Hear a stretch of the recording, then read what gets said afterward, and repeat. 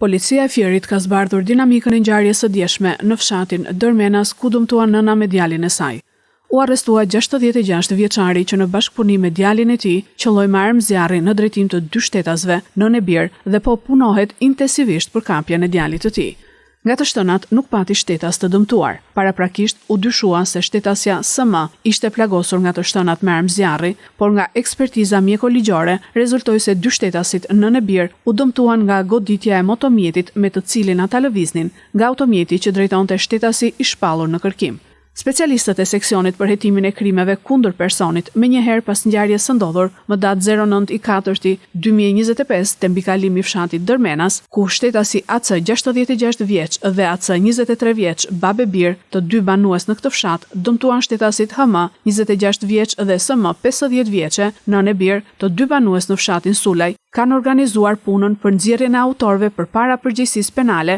dhe për sqarimin e rrethanave të rastit. Si rezultati i veprimeve të shpejta dhe profesionale hetimore, u zbardh dinamika e rastit, si dhe u kap dhe u vu në pranga 66 vjeçari. Nga këto veprime dyshohet se shtetasi AC dhe AC, për shkak të një konflikti të mëparshëm ndërmjet 23 vjeçarit dhe 26 vjeçarit, kanë qelluar me armë zjarri në drejtim të motomjetit me të cilin lëviznin shtetasit HM dhe SM.